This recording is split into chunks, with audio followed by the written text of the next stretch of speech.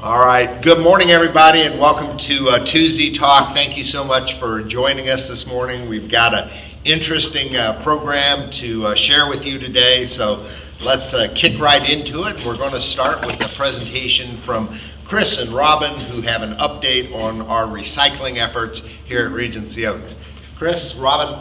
In this audience that neither Chris nor I have ever seen before, so I think let's start with some introductions. Is your mic's on, Robin? Your mic's on? Oh. It is. Actually, it wasn't. Oh, really? I was just projecting. Dying. Anyway, for those of you who have not met us, hello, welcome. We're delighted to see you. My name's Robin Graham. This is Chris Swanson. Chris lives in the north building. I live in the south building, and together we try to share with you all things related to recycle. Recycling is important in the Regency Oaks community. We'll have good news and bad news on that subject today, but believe me, every one of you plays a part in it, okay? Excuse me, I have to catch my breath. Post-pandemic, recycling doesn't look like it did before pandemic. The one thing that is consistent, however, is that we are still a community. We were a community before, we're a community now, and we need to think as a community when we look at issues like recycling.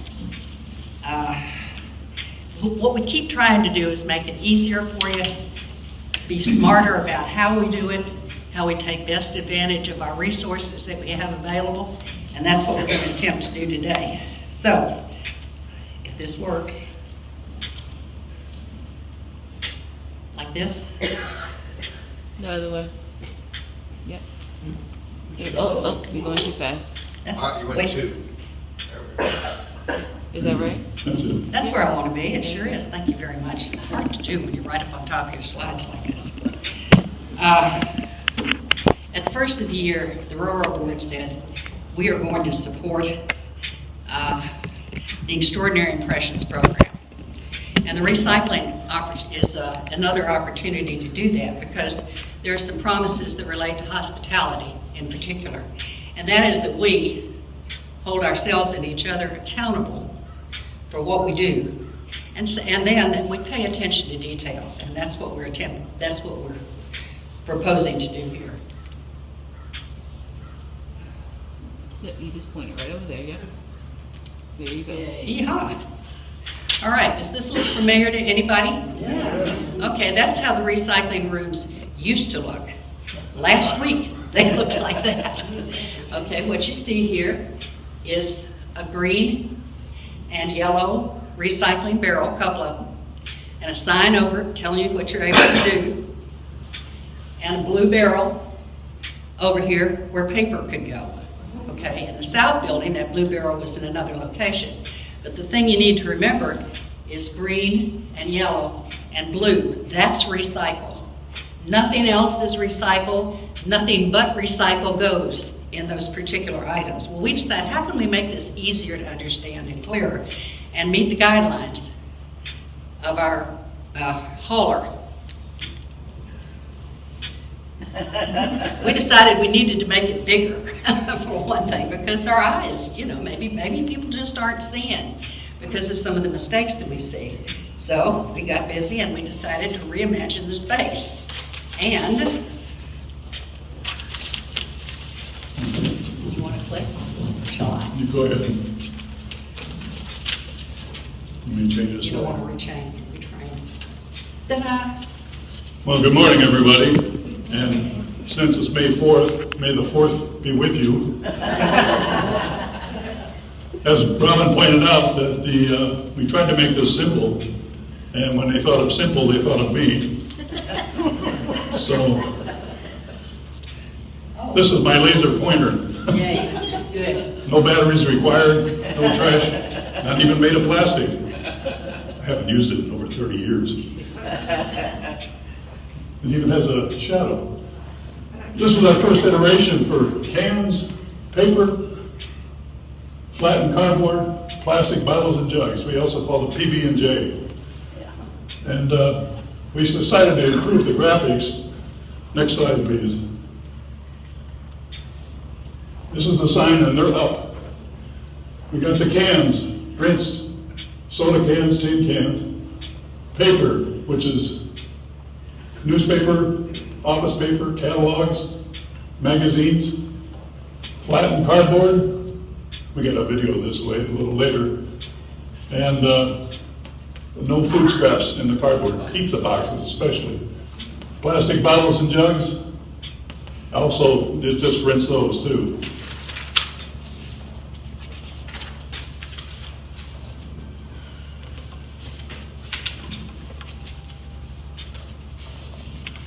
There. There we go. This is another shot of what we used to have, and we took away the nose. Because one thought that what was no in this barrel was yes in that barrel, so they got it confused. And Robin, I'll let you take over from here. Okay, well, what was going on here was I want you to see we did have the stickers inside the lids and outside the lids, on the top of the lids. That was what I was trying to show on this slide. And we're still going to do that, but with new people coming and handling the recycling, something interesting was happening as we were moving barrels and signs around. And that is that on all the barrels in the south building anyway, the lids got folded back behind, and there were the barrels. And I can still remember a day I got a picture of Jackie Albin trying to lift that lid and put her recycling. And it went something like this, and I thought, you know, maybe this was just a brainstorm we just kind of came up with. Let's see what this is clean. It's recycling. Let's just leave the lids open and see if it'll make it easier for people to do it. Do y'all like that idea? Don't you like that idea? Main thing, let's try it and see if it works. Fair enough? But we are still going to put the signage on it, and it's going to say this. And this gets us to probably the most important thing about recycling. If you don't want to recycle, you don't have to recycle. That's okay. That's your choice. Please throw everything in the garbage. That's all. If you are going to recycle, thank you. The planet thanks you. Your neighbors thank you. But you must do it correctly. Not like you want to do it, but like the rules say. Cans, paper, cardboard, plastic bottles, and jugs. I made up a song for that. You want to sing it? Okay. Cans, paper, cardboard, plastic bottles, and jugs.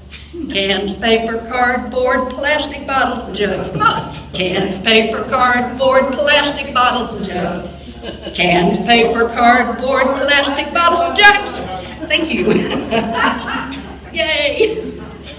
Okay. We don't have those signs on the cans yet for this reason. Chris, would you like to explain? Well, we found out from going through all this, these barrels, like the ones that you would take to the curbside when you were living at home, in your house, that they have wheels on it. The wheels have fallen off these things. Literally.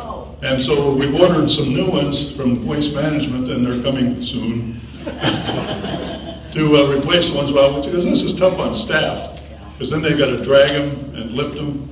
And that's also why we have the smaller round barrel, because if it's paper only, that gets heavy. And we want to keep that, so these guys got to lift them onto their little golf carts and take them out. So we want to prevent a back injury for the staff that have to handle all this stuff. Okay? Okay. Change the slide, please. I'll change the slide. Speaking of the Blue Barrel, this is the South Building. For those of you in the South, you'll recognize this. And it was located under a handwritten sign that said just newspapers and other paper. And it was located near what we lovingly called the bag. Okay? That's the door into the South lobby. Y'all had something similar over in the North Building. Well, that Blue Barrel is moving to a new location so that it's more consistent with what goes on in the North, and hopefully makes it easier for you. And that is, you'll find that Blue Barrel around the corner by the green and yellow barrels. So all recycling is in one place. Okay, see, there it is. See that sign on it? Paper only. Read the sign. Follow the directions. That's what it looks like. It's big. There's 4 of them. There are 4 of them on each barrel, or will be.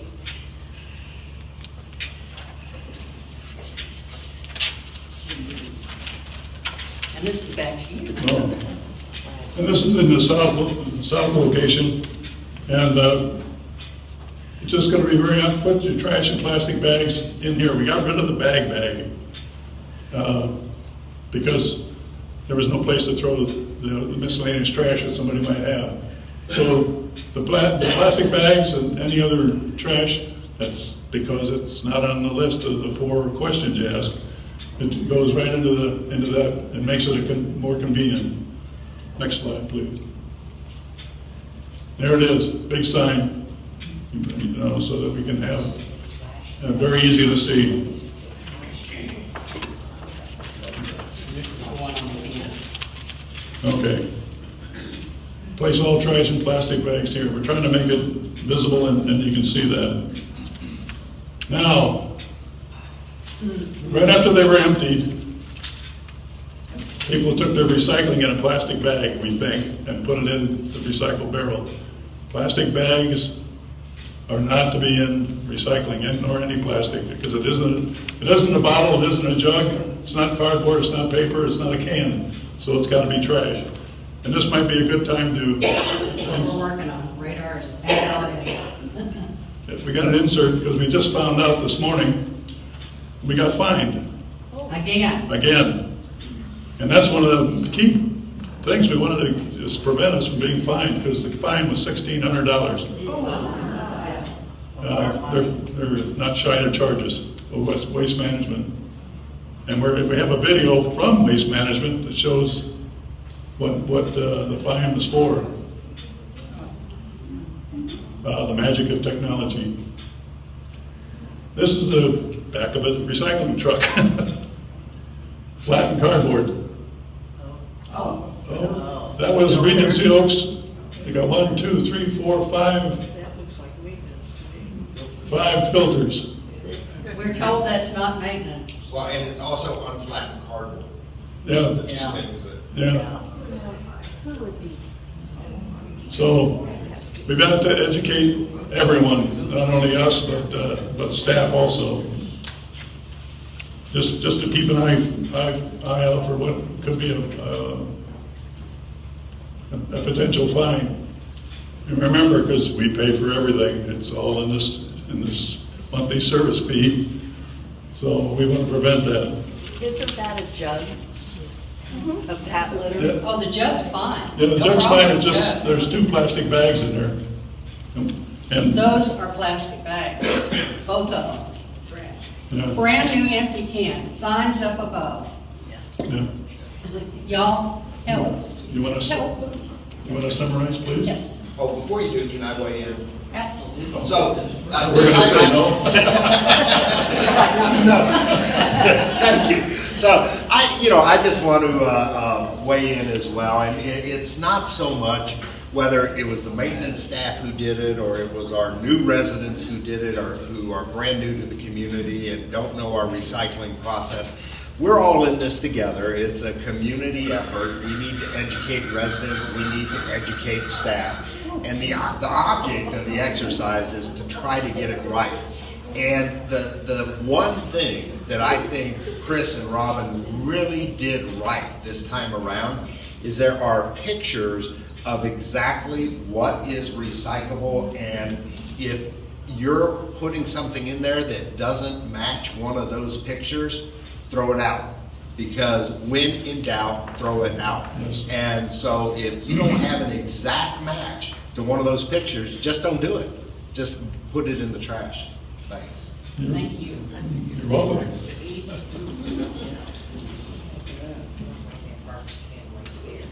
Well, he pretty well summed that up for us. Oh, my goodness, you're gonna do this, right? Let's just talk about what we've done so far, and thank you for your attention and help with this. We have improved the signage, we hope. We hope you can see it. I had someone ask me, what do I do with something the other day? And I said, read the sign. And they looked up and they said, oh. So, read these signs. And if it's not one of those four things, shall we sing the song again one more time? Cans, paper, cardboard, plastic bottles, jugs. Cans, paper, cardboard, plastic bottles, jugs. Thank you. Okay, if it isn't one of those four things, it is trash. So we've upgraded the signing, we've upgraded the equipment, we are getting these new barrels. We've got a single place for you to put trash, and when I say trash, I mean trash that's left over after you've recycled. Paper is supposed to go in a separate blue round barrel rather than in with the other stuff? Not necessarily. If you have your paper in your recycling, not a lot of paper, it might just go into the recycle bin. However, if you're bringing down a bunch of paper, put it in the barrel because it's heavy. Just, come and just, it's all going to end up in the same place. The benefit of that is for the guys that are moving it around. The bin in the mailroom that says junk mail, is that ever recycled? Yes, that is all recycled. All of it? Yep. Even though it has a plastic window? Yeah, that'll get recycled. That's not a problem. That's no problem? It's paper. Should have added that into our list earlier. Junk mail is included in paper. Yeah. Not, what kind of paper does not get recycled here? It's anything with gold, silver. Shredded paper. Shredded paper. Shredded paper. No shredded paper in recycling. Okay? So we're spreading the word. Educate, educate, educate. Just tell your neighbors. If you see somebody that's doing something wrong, tell them it's costing them money. Whatever we need to do to solve this problem for ourselves. And it's just going to be as good as we choose to make it, folks. Chris, would you summarize on that? Because it's... Yeah, we've got a little video. I need the next slide, though, too. If you can open the top, you can open the bottom to flatten the cardboard. And we got a video that I found humorous because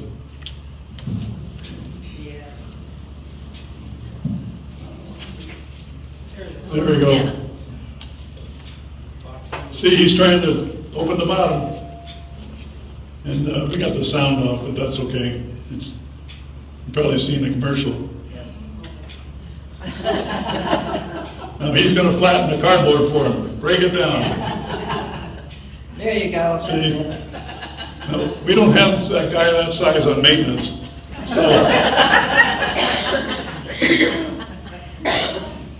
there's the waste management truck picking it up. It's just a funny way of just, flattening the cardboard. And then the guy's got a little commercial there.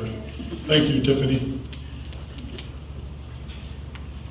But in the Tampa Bay Times, there was an article about, it was April 29th, that Safety Harbor wanted to get out of the recycling business, and they voted to do that.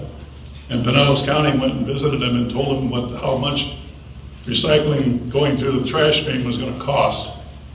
There used to be money made in recycling. I think it was 2016 or 15 at Hayes Werdeman. We collected newspaper and we were getting money for selling the newspaper. Those days are gone. It costs money to recycle now, but it doesn't cost as much as if you went to the landfill or even to the waste to energy. So Pinellas County could not handle the amount of recycling material if it just went automatically to the waste stream. So it's the right thing to do, and we want to do it as best we can. So thank you for your attention. Brent, I'll turn it back over to you. You have a question? Oh. Yes, I just wanted to clarify in my own mind. I see you have trash and plastic bags together. My understanding is that plastic bags should be separated. No, plastic bags are, the only way you can recycle plastic bags is take them to Publix. Okay, they have a barrel for that. So if you want to do that, that is fine. They also do foam containers at Publix. Okay. But here, plastic bags, we used to have a bag, and they were taken to trash. Now they got a barrel for that, So so now again, the plastic bags here do go In the trash, trash. Which goes into the. in the trash, Which goes into the ground. into the In the ground. ground, or the waste to energy. Pinellas County has a process to burn the trash. Not the plastic bag. That's the only thing that's sticking with me, you know? So, okay, that's Do- fine. do you drive your Yeah, car? I'll go to the market. Take yours to Publix. There are many of us who understand that we just, as a community, can't support taking big piles of things to Publix at this time. And so what those of us who really feel strongly about it, just take our bags to Publix directly. Okay? We've taken two. What can you do with wine bottles? Garbage. Trash is wine bottles. Empty them first, but they're trash. That is called aspirational recycling. You want them to take it, but they can't take it. Reminder, folks, wine bottles are not recyclable. Any glass. No glass is recyclable. Thank you very much, Brandon. Robin, and next up, Johanna Guzik has a word for us on a worthy cause. Johanna. And we have a little fundraiser going on. And it is a raffle for these wonderful hand-knitted sweaters and hat set that's done by Peggy Aiello, who's in the North Building. And she donated all of these to us. And the ticket for a raffle is $5. The sets are out there so you can look at them. After next Tuesday talk, we're going to draw for the raffle. So you still have time to give me the $5 and get your ticket, or $20 is even better. So anyway, it's a cause that we're working at, and our scholarships are going to be given out on Saturday, June 6th. So we have a lovely, June 5th, thank you very much. It's a Saturday, June 5th, and we have a lovely group of people who are going to be getting some scholarships. All right, we're going to step over to the whiteboard, and I have a small COVID update. It's not going to take long. All right, so the news about COVID continues to look good, and there are just a couple of things I thought we'd take a look at this morning. So, Don, first slide. Just some updates in the news. First, doses of the vaccine are being administered now at about half the rate that they were just 2 weeks ago. And so what scientists or the experts are beginning to believe is that the vaccine availability is outpacing the demand. And that just simply means that more people are vaccinated and fewer people want it. And so we no longer have a supply shortage. If you want the vaccine, it is now available. You know that we had our first the first session of our last round of vaccinations 2 Saturdays ago, and we only had about 30 people who took advantage of it. I can share with you that that has now been expanded to a full 3 series session. And so our next in the series, the second dose, can also be the first dose. And that is scheduled, I believe, for next Saturday. It could be Friday. We'll get the exact date in the Tuesday Talk minutes. So if you have not yet received the vaccine or know someone who would benefit from receiving it, it is going to be available one more time. Both the first and the second dose. 56% of adults here in the United States at this point have now received at least 1 dose of the vaccine. And CDC is reporting that 25% of Americans don't want to receive the vaccine in any version, whether it's the single or the 2-shot variety. So they think the maximum capacity is going to be somewhere at about 75%. There is also a pretty high number, and this surprised me a little bit. 8% of those individuals who get the first shot and are not participating in the J&J vaccine, which is only a single shot, fully 8% never bothered to come back and get the second shot.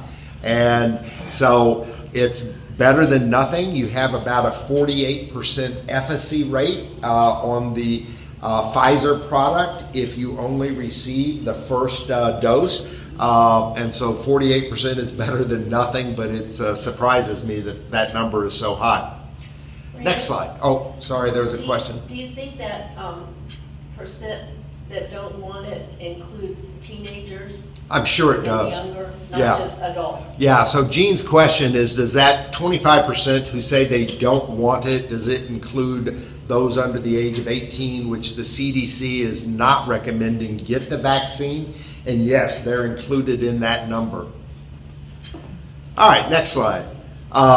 Yesterday, this is really controversial, but Florida suspended the COVID-19 emergency orders. And essentially what that does is those emergency orders that allowed local governments to restrict your ability to move about have been rescinded. And so if you have seen a restaurant or your physician's office, or you've tried to get into Disney and they say, no, we're not letting you in without wearing a mask, or you must maintain 6 feet of social distancing, the governor revoked all of those emergency orders. And so previously there was no mask mandate allowed in Florida. That had been the case for about 45 days. The governor took it to the next level yesterday, and he's now making it illegal to prohibit, or illegal for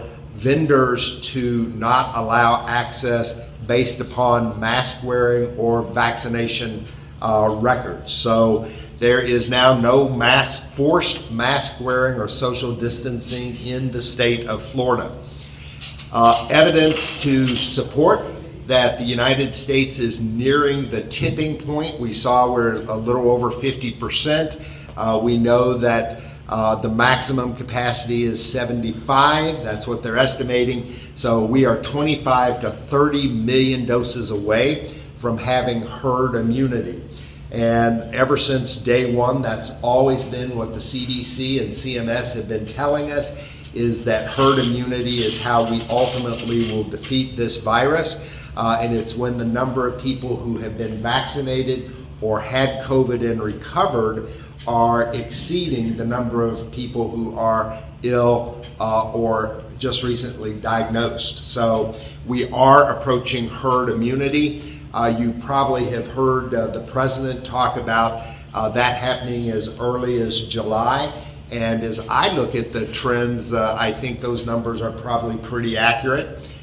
And then this was a milestone. It's the first time this has happened. Our most populous county in the United States, that's LA County, reported no deaths from COVID for the first time since the start of the pandemic. And so you know that LA has been one of the hot spots, and so this is that was a pretty significant accomplishment for Los Angeles. Everybody is watching India. India has CDC really concerned. They set a new global record for infections yesterday. In a 24-hour period, they had 360,000 positive diagnoses for COVID. And the variants are believed to be driving the crisis over there. It's not the standard COVID that we dealt with here in the United States for the 10, 11 months. These are the variants. We were very fortunate here in the United States that the variants never really caught hold. They weren't able to get a foothold. And we've had a handful of variants diagnosed in Florida, mostly the British variant, but it's been very, very small, and it just hasn't made it out into the general population, which is great news. India has produced the first of its kind. It's Covaxin. It's a drug designed to go after these different variants, and it's proven to be very, very effective. Their issue is they have so many people, and their medical community is so overwhelmed. They just are really struggling with getting oxygen and ventilators and PPE and vaccines out to the populace, and that's where their issue are. I thought this was just really interesting right here. There are now 617 variants that have been identified of COVID.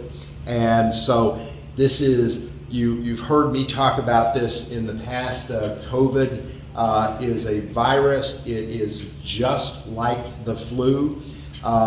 It's not like a pandemic that we have seen in the past, whether it was the influenza or Spanish flu or something that we saw back at the turn of the century.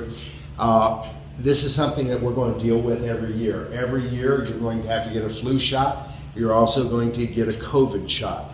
And what we are beginning to see is, just as every year flu changes and new variants are formed, we're going to see the exact same thing with COVID. It's going to require a different vaccine on an annualized basis.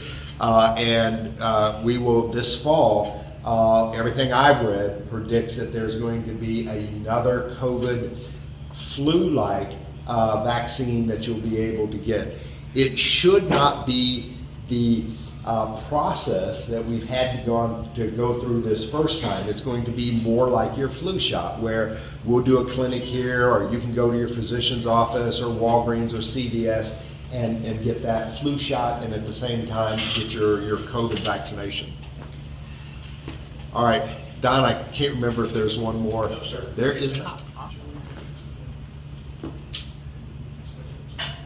So, great news. And so yesterday, you can see what we did here in Florida. This is Pinellas County. We tested about 1,800 people yesterday. 1,700 of them were negative. Only 70 were positive. If you worked that out, it's a 3.43 positivity rate. You know that our benchmark is 5%. So we are well below benchmark.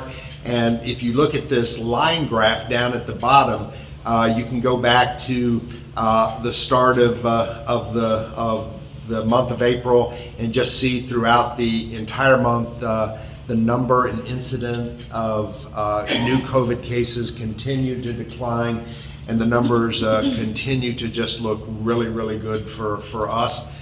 Don, I want to flip over to the cases by zip code. And so here's the map of Florida. And Don, if you hit this plus sign one time, it will make it just a little bit larger for us. Oops. Yeah. So you may have to scroll up using this bar. Thank you. So we can get it centered a little bit. No, sorry. Okay. Whoa. So our color map, everything that's icy blue, the colder or bluer it gets, the better off we are.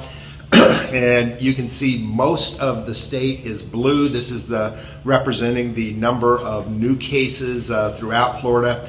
And just as we might have expected, if you look at the yellow, that's where the hot spots are. They're not red, so that's the good news. But where you're seeing the yellow is where you're anticipating it, because if we think about where people went for spring break, they went to Miami, Dade, Broward County, right here in the middle of the state. They went to Daytona Beach. They went up to Jacksonville. They were up in the Panhandle at Fort Walton Beach, and every single one of those is showing a higher percentage of new COVID cases. So we're seeing exactly what we might have predicted. But Pinellas County, Pasco County, the numbers continue to be very positive. And then health metrics. Next slide over. This is what we look at every week. This is what we track. You can see in the upper left-hand corner, that's the number of people who are showing up in emergency rooms or hospitals with flu-like symptoms. That's declined after nearly 2 months of a steady increase in the number of flu-like cases. It finally has broken and tends to, or looks to be, trending downward. The purple chart below it is the number of people showing up in hospitals with COVID, and you can see that has been declining since about the 11th of March. And then the upper right-hand side, the yellow chart, is the number of documented new cases, and then just look at how that's completely falling off the chart. So everything that should be going down is going down, and our numbers are much improved. What I want to share is just the community numbers. We looked at it this morning, and it's a really simple report. We've moved our COVID meetings from once every day to once a week. And after 18 weeks of pretty much all zeros, here in week 19, we are also all zeros.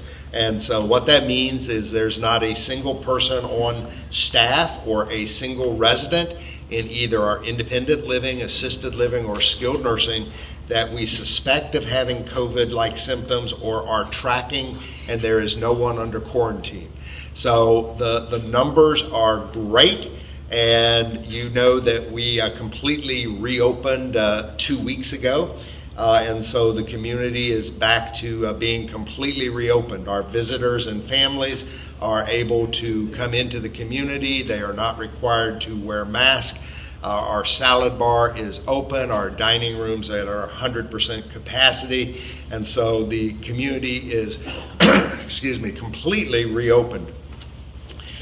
A lot of consternation over the mask, and I know this continues to be an issue. I have my mask right up there. I typically will not have my mask on if I'm walking the halls or just out in public. I always have it available, particularly if I run into someone who is wearing a mask or uncomfortable without a mask. I try to be courteous and respectful of how others believe and feel, and so that's what I encourage residents to do as well. Masks are not mandated here at Regency Oaks, but as good neighbors and being supportive of one another, we try to be good neighbors. And so if you are around individuals who are not vaccinated or people who are not yet comfortable coming out without their mask, and they ask that you put on your mask, I encourage you to have your mask with you and to do that. We're reopening and we're making progress, and it's going to be a while to get everyone comfortable, but we're going to continue to educate and work with folks and help everyone get comfortable with returning to the new level of normal. I wanted to talk a little bit about the legislative update. We just finished week 9. It's the final week. There's a couple of days left to wrap up the sessions, but the hard work of the legislative session is done. It was a really positive legislative session from the perspective of an industry insider, and everything that we were supporting was able to get accomplished, and we believe that's a win for the senior living industry here in the state of Florida. The healthcare liability protection plan was approved as written by both the House and the Senate and signed by the governor. This limits the ability of residents to sue providers for COVID. If they got COVID while under our care, it prevents you from seeking remediation through the courts unless you can prove gross negligence, which is a really high standard. We believe this was positive because there were an awful lot, there was the potential for frivolous lawsuits to arise that would have impacted our industry. I can share with you, if you've not been tracking this, in the first couple of lawsuits that have been filed and publicly made available, individuals who lost their lives are seeking in the neighborhood of $25 million or more for damages. And as you can imagine, it wouldn't take too many of those cases to bankrupt a community. And so having limited tort protection is a real win for our residents and for our industry. So that was good news. The second thing that passed that we're really excited about is there was legislation that was approved and signed by the governor that allowed personal care attendants to be used in skilled nursing and assisted living settings. As you may or may not be aware, there are real staffing issues available with nursing right now. And so this allowed individuals who have a minimal amount of training, less than 6 hours, to come in and provide assistance in skilled nursing and assisted living. But it is limited to what they can do. They cannot provide bed and body care.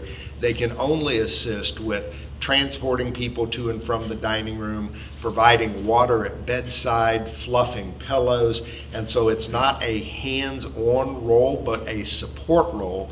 And what it says is you no longer have to be a certified nurse aide to do that. You can just go through a personal care attendant class of 6 hours, and then you'll be able to actually work as a PCA. And so this provides much needed support for our hard-working LPNs and CNAs who are the actual care providers in assisted living and skilled nursing. And one of the real challenges in our industry is when you think about unemployment here in Florida, it's a max of about $286. There is a stimulus package that the government has made available as part of their recent legislation that will run through September, and you can get $300 a week. So together, you can get almost $600 a week. And if you net that out, because there are no taxes or deductions, it's the equivalent of about $17 an hour. And so we pay our CNAs, our pay range is somewhere in the neighborhood of about 12 to 14. And so what that means is that CNAs are financially better off to stay home and collect the stimulus and unemployment than they are to continue to work. And it's really impacted operators across the state of Florida and the nation for that matter. And so right now, staffing is a real challenge. It's not limited to just our nursing teams. It's housekeeping and dietary, and it's truck drivers and everything else. And you also see it. I know some of you have heard me talk about this, but on my ride home, every night I stop at a Raceway to get a soda, and all the clerks are gone, and what they have are kiosks where you have to do self-checkout. And here we're really struggling as a state and probably as a country to convince people to come in just based on the work ethic, and that you're better off spending your time at work than you are in front of the TV. And that's a tough incentive to sell when you can make $4 or $5 more an hour staying at home. So restaurants are having the same problem. Yes, yeah, it's everybody. So we will continue to work on that every single day, and make sure we are attracting, retaining the right associates and people who are here for the right reasons and dedicated to making a difference for our residents. There are a couple of pieces of legislation that are sitting on the governor's desk. They've been signed by both the House and the Senate. We believe that they will move forward, that the governor will sign.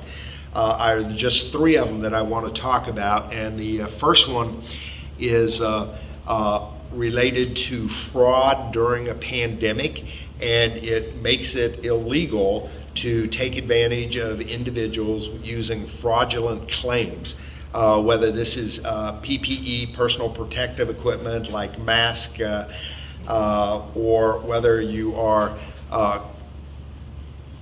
selling air filters that you are saying will prevent the spread of COVID, when in fact there's no scientific evidence to suggest that that is true. And so it attaches civil penalties for fraudulent activities based upon taking advantage of people during a pandemic. And we support that and believe that that is a good piece of legislation.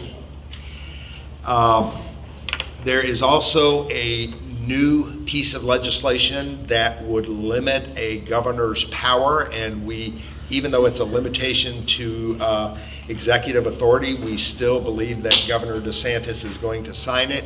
And what it essentially says is during an emergency like a pandemic, it would require that the governor, if he were to attempt to close schools or businesses, he would only be able to enact an emergency closure for no more than 7 days, or only 7 days at a time, for a period of time not to exceed 42 days.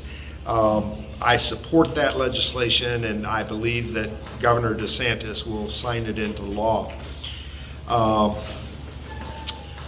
All right, that takes care of that, and I have one more thing I want to remind you of. That is the forum this Friday at 10 o'clock. It's the monthly forum right here in the town hall. I look forward to seeing all of you there. And Tiffany, I want you to come up here and update us about the most exciting news we have to share. Okay. You were a close second. I was just going to say that. What could be more exciting than recycling? Come on, Brad. Especially for our newer residents, this Thursday we're having our Oral Derby Day. So for a lot of our residents, even newer or old, because we didn't have it last year due to COVID, you're wondering, what is Derby Day? Actually, funny story, my first event at Regency Oaks was Derby Day. Johanna, yes. It was very eventful, but over time, me and Ginger, we have it down packed. We know exactly how to do it, and it's going to be a great time. Essentially, what Derby Day is that all of the directors, we get dressed up, and we are the horses. The jockeys, I'm sorry. We are the jockeys. Thank you. We are the jockeys. So Brant runs the full show. Each resident will come in and get 6 tickets. Everything is free, and you will bet on your jockey. So I will be one, Jesse will be one, Darwin. So each one of us will be a jockey, and then you put your ticket in during each race. I'm sorry. We have colorful horses. We do have colorful, beautiful horses. So each director gets to choose. And what will happen is, as soon as you get in the town hall, you will get your 6 tickets. You will be able to vote each race. And it's really just fun, but we also have great prizes. So please get out of your apartment. Come down Thursday. It's at 2 p.m. right here in the town hall. It's a great way for us to kick off the spring. And especially since we're getting back to normal, we want to welcome everybody down to the town hall for our annual Derby Day. Do we have any questions? I know that's a new event, so I wanted to make sure to be as specific as possible, because I know in the Monday memo it just says Derby Day, but that doesn't give you much detail of what that is. No questions? Great. Well, I will see everyone Thursday at 2 p.m. All right, we will open it up for questions. I've got Don and Johanna helping me with mics. I have 2 questions. One, is the tavern open 100% now? The tavern is open 100% now. And just to do a correction in case you haven't heard, last week I misspoke when I said that you had the ability to come into the tavern, get a to-go meal, and take it outdoors. Ricky informed me within 5 minutes, that's how word spreads at Regency Oaks, that I was out of my mind. And so we retracted that, and you probably heard that a couple of times last week. But the Tavern to Go is currently not open. It's in-house dining only in the tavern, but it's at full capacity. They do serve you out here in the alfresco. They will serve you in the al fresco. That's correct. My second question is, what about temperature taking? So temperature taking is completely voluntary at this point. I require it of the staff. Every staff member, including myself, is required to check in on a daily basis. We encourage you to do that. We believe that the single most effective tool we had during the pandemic to get ahead of early cases was our ability to screen and temperature check. And so I encourage every resident to continue to get your temperature checked so that if we pick up, I have a program built into my software that if we pick up the trend that we're looking for, it allows us to give you early, immediate interventions and make sure that you are not going to get severely sick from COVID if you should acquire it. I just wondered, are the servers in the dining room still needing to wear masks? So here is so there was just a change in the law yesterday. So I will tell you the policy right now. Staff in general are not required to wear a mask. The exception is in one-on-one contact with the residents. So if a housekeeper is in your apartment, they need to wear their mask. If a maintenance man is in your apartment, they need to wear their mask. If a server is in the dining room, they need to wear a mask. If a manager is in the dining room, they do not need to wear a mask. And in the back of the house, we are not wearing masks. And so it's changing, and it is going to continue to change based upon the governor's new orders. But that's the status right now as of today. What's the update on? Hold on. We're bringing you a mic so everyone can hear. There's a question here, Brad. We'll come back to you. Well, This afternoon, you saw the magic of what we did with videos and that technology. At 2 o'clock this afternoon, Fred Green's going to answer all the technology questions. So 2 o'clock right here. 2 o'clock right here. There is an update on technology. It's hosted by Fred Green. You won't want to miss it. Lots of valuable information for you. And we're right here, and then over to you. What's the latest on the town hall? Town Hall continues to make progress. Our subcommittee is meeting with the AV audiovisual designer this afternoon, and the building permits are moving along. The start date is still June 7th. They haven't pushed it back. I don't know if that will or will not happen, but right now it's still sitting out there at June 7th, and we're very close to moving out of design development and into the construction phase. Thank you. Pizza. I have a question about 732. When are you going to get it fixed? What's wrong with it? We don't see movies. Yeah, All weekend it was not operating at all. It was down this And there weekend. was no movie, and Anything. Monday morning was all last Friday's. Here we got an update Yes. with someone who knows. Yes. So this weekend, what happened was the system. Here. Here. There, she can use this. There we go. This weekend, the system was actually down. I got a phone call Saturday night that the movie was not playing. So what evidently happened is that Friday, our Wi-Fi went down and it didn't pick back up on the system. So that's why all weekend the movies did not play. Unfortunately, it's something that's kind of out of our control when the Wi-Fi goes down and the system has to be rebooted. Currently, we are training the security team and the front desk to be able to do that. Because it's new for me, I didn't realize that happens, that the Wi-Fi goes down and it throws the whole system off. So that's what happened this weekend. But ultimately, we're trying to make sure we train everyone to be able to do exactly what Tiffany does Monday through Friday.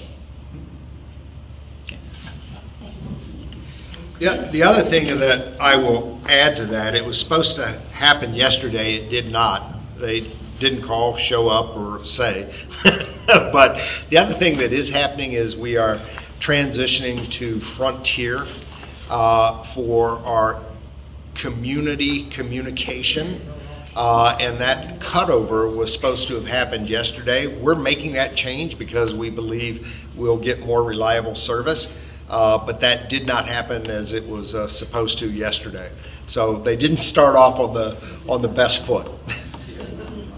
They were just like Spectrum. We're bringing a mic right back here for you.